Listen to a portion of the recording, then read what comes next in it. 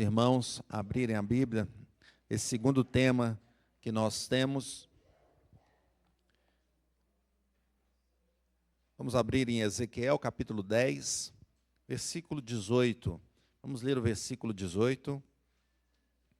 E vamos ler também o versículo 16 do capítulo 11. Então é Ezequiel 10, 18 e Ezequiel 11, 16. Vamos nos colocar em pé para fazer essa leitura.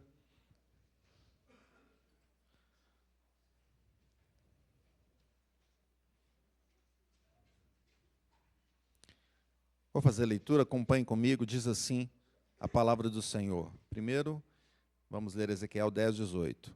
Então saiu a glória do Senhor da entrada da casa e parou sobre os querubins.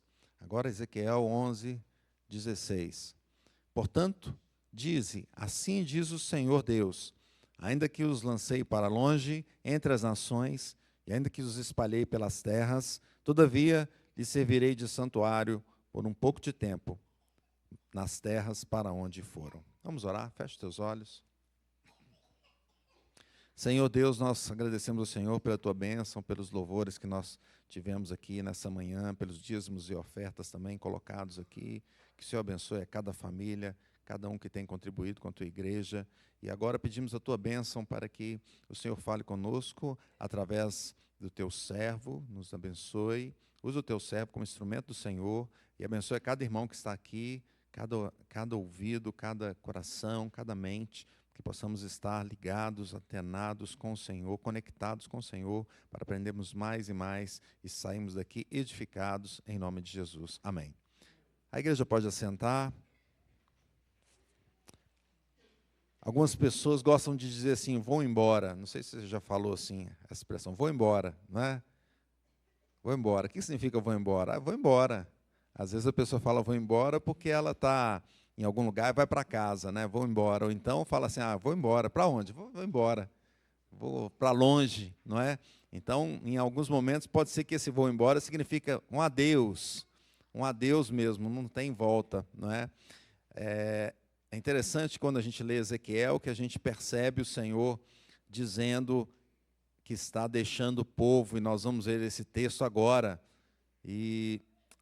mas a gente percebe também a graça de Deus caminhando e abençoando o povo da mesma forma. Então, o vou embora aqui desse texto que nós lemos, do 10, 18, não é um adeus, pois Deus também retorna. Ele demonstra a sua graça para conosco. O livro de Ezequiel é um livro onde esse pregador, esse profeta, foi chamado para pregar num momento difícil.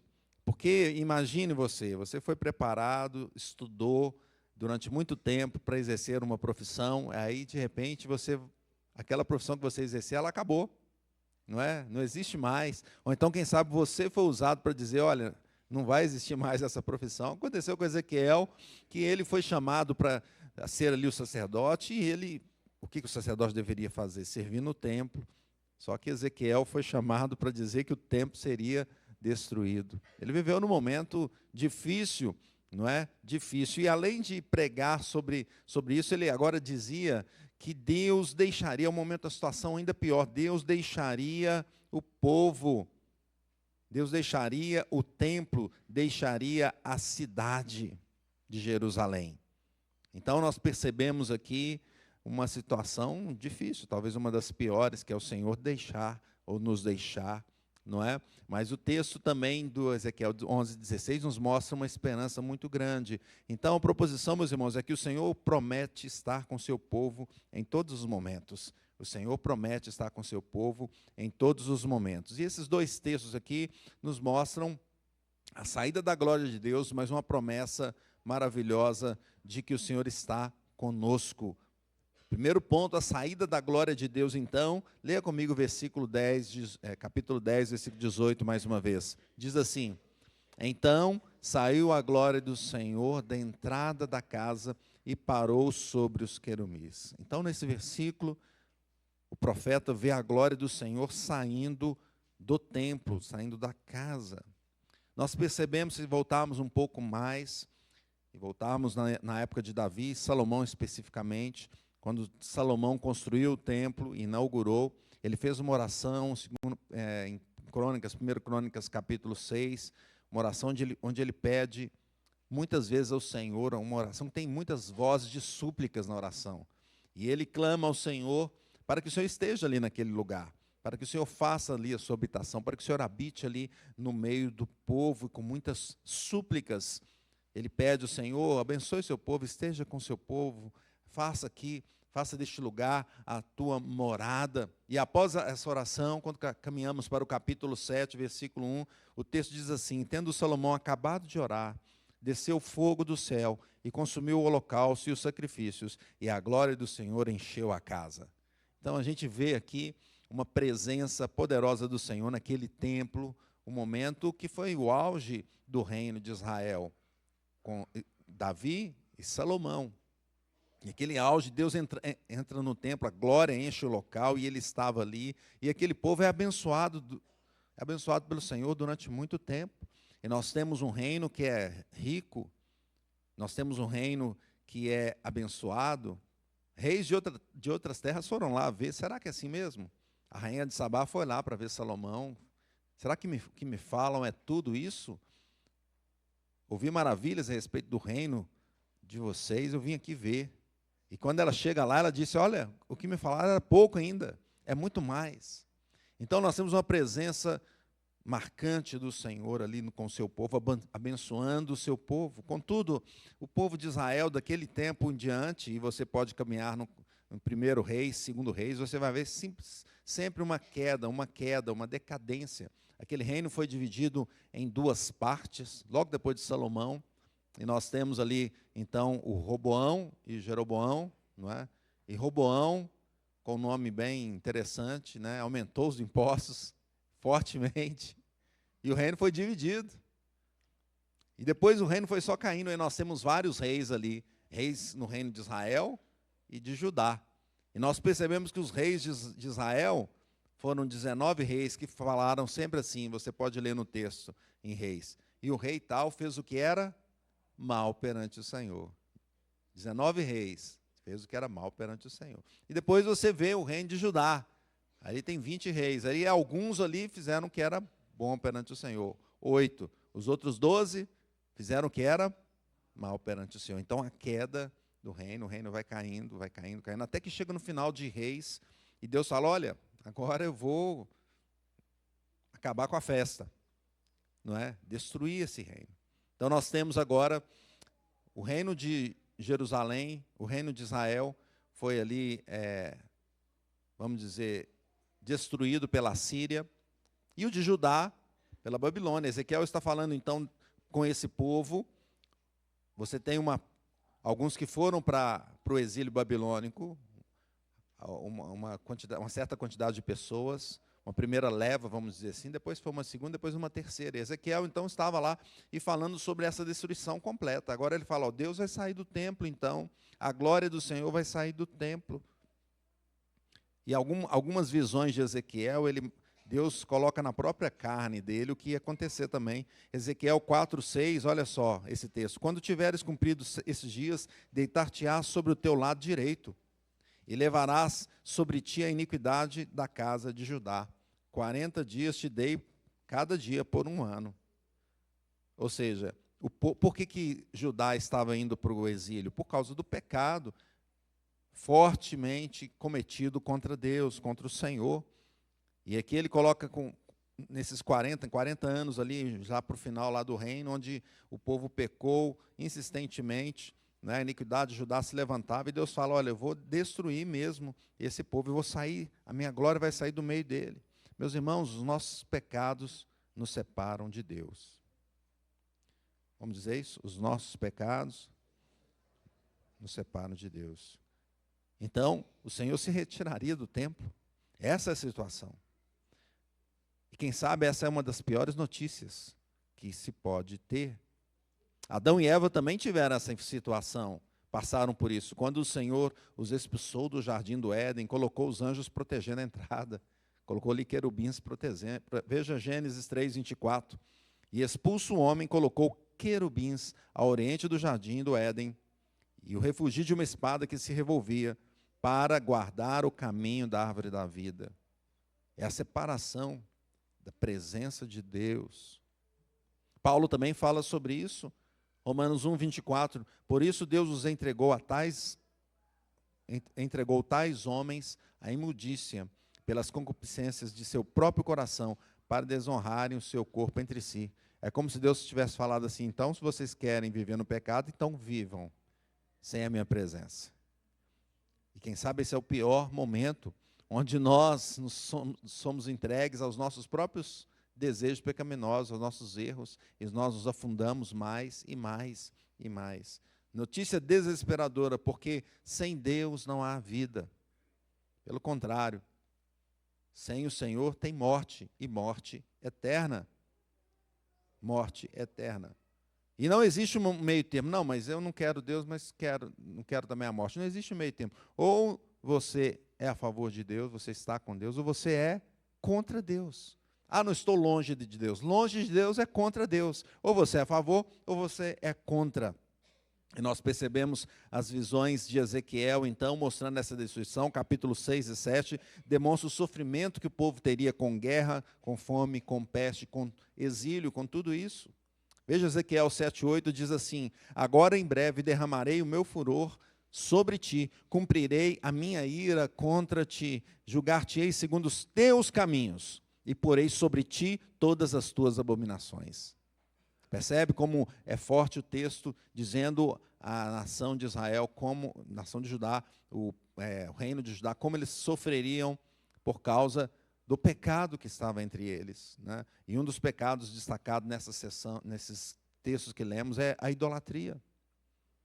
Judá, conhecendo o Senhor, sabendo sobre Deus, e recebendo a lei do Senhor, recebendo os profetas que falavam a respeito de Deus, ele preferiu o quê? Deixar o Senhor de lado. Preferiu buscar os ídolos, adorar ídolos, como, por exemplo, fazer do próprio sol uma divindade. O povo profanava o templo com abominações pagãs, desprezando todo o cuidado que o Senhor teve para com aquela nação. Claro que nós devemos trazer isso também, pensar um pouco nos nossos dias. A pergunta que devemos fazer para meditar sobre isso é: a sociedade de hoje, ela busca Deus ou ela despreza Deus? Não só despreza, mas será que ela não abomina as coisas do Senhor? Ela não faz exatamente o que o Senhor Deus diz para não fazer? Ela quer fazer exatamente o contrário? Mas podemos perguntar mais: será que a igreja do Senhor tem também adorado o Senhor como Ele indicou? Ou o crente adora mais a si mesmo, que é o próprio Deus? Esses acontecimentos levaram à saída da glória do Senhor, do templo e depois da cidade. Contudo, quando lemos no capítulo 11, versículo 16, nós percebemos aqui a graça do Senhor. Mesmo diante da situação merecida, não é? Merecida. O povo deveria sofrer mesmo por causa dos seus erros. Mas Deus derrama a sua graça. E o versículo 16 do capítulo 11, então, vamos ler mais uma vez, mostra essa promessa de que Deus acompanharia aquele povo, mesmo eles estando longe, aqueles que iam para o exílio. Veja, leia comigo o versículo 16.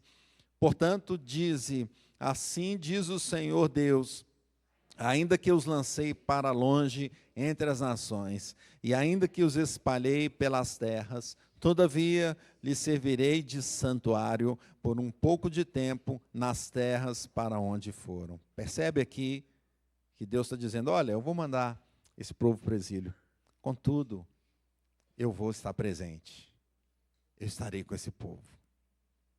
Mesmo longe nas outras terras, mesmo com essa dispersão, o Senhor não abandonaria para sempre. Esse é o tema da lição. Deus não abandona para sempre. E o autor da lição, Geimar Lima, ele diz assim: o exílio, aos olhos de Deus, seria o contexto adequado para o arrependimento do seu povo. Deus estaria com o povo para manter durante aquele período de exílio, 70 anos, e para o restaurar neste momento, para fazer uma reforma, uma mudança nos corações. E aqui é importante ler um pouco mais depois do versículo 16. Acompanhe comigo. Versículo 17 em diante, diz assim: dize ainda, assim diz o Senhor Deus, hei de ajuntá-los do meio dos povos, e os recolherei das terras para onde foram lançados, e lhes darei a terra de Israel. Voltarão para ali, e tirarão dela todos os seus ídolos detestáveis, e todas as suas abominações. Dar-lhes-ei um só coração, espírito novo porei dentro deles. Tirarei da sua carne o coração de pedra, e lhes darei o coração de carne, para que andem nos meus estatutos, e guardem os meus juízos, e os executem. Eles serão o meu povo, e eu serei o seu Deus. Vejam, meus irmãos, mesmo diante daquele cenário devastador, veja a promessa do Senhor.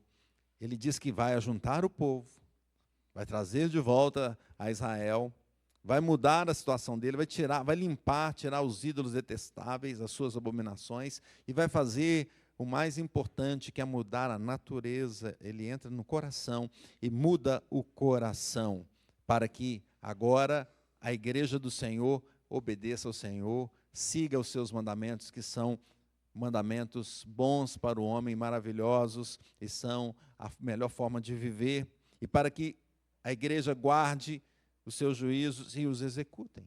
E o Senhor fala: eu serei o seu Deus. Mesmo texto, né? Eles serão meu povo, eu serei o seu Deus. Da mesma forma que vemos isso em Apocalipse, quando o povo, a igreja está diante do Senhor: eu serei o seu Deus. O Senhor mostra aqui então que ele estaria com o povo, e ele fala que ele mesmo serviria de santuário.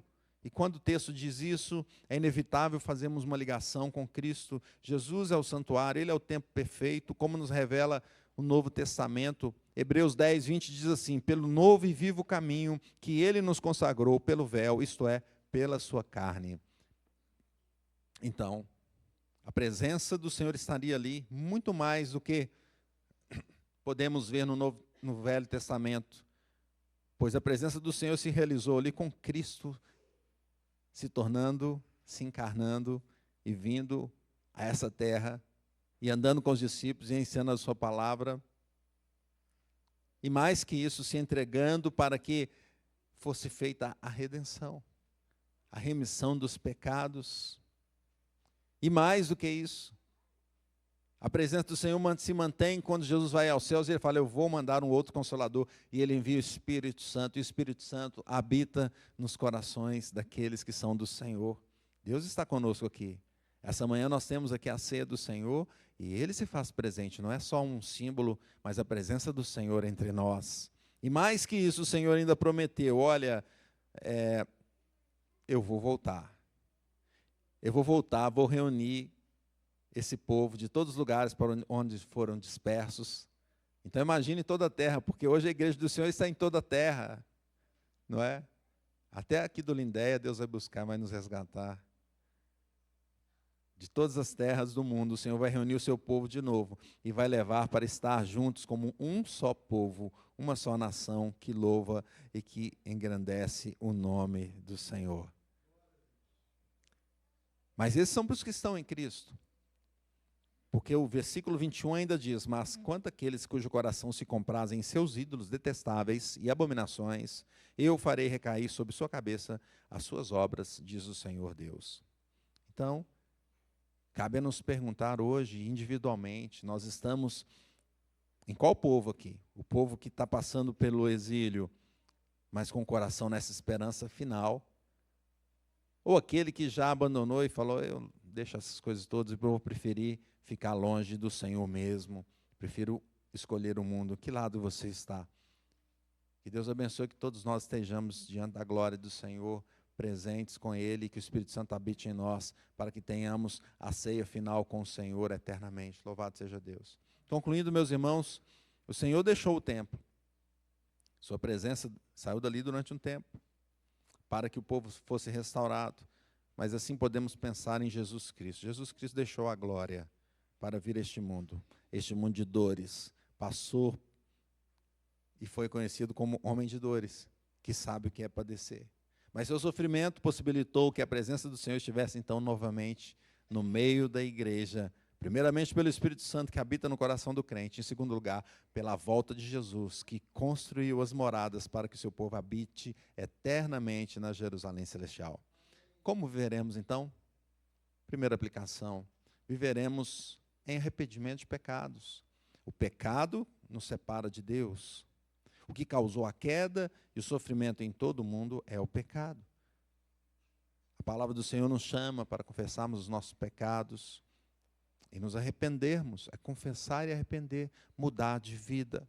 Abandonemos as nossas práticas, as práticas mundanas, busquemos a santificação, que é o tema da nossa igreja desse ano, dia após dia.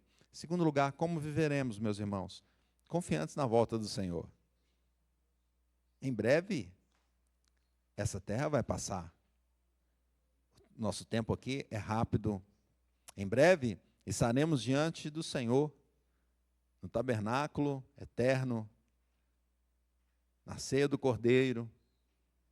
Estamos diante do próprio Deus hoje, estaremos presencialmente, face a face com Cristo.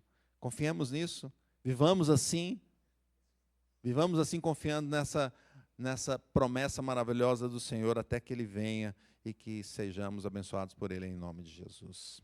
Amém. Portanto, cheguemos confiadamente diante de Deus hoje, para ter acesso à sua presença, para que Ele nos purifique dos pecados e nos coloque como filhos eternos dEle para habitarmos com o Senhor por toda a eternidade, em nome de Jesus. Que Deus nos abençoe. Vamos orar.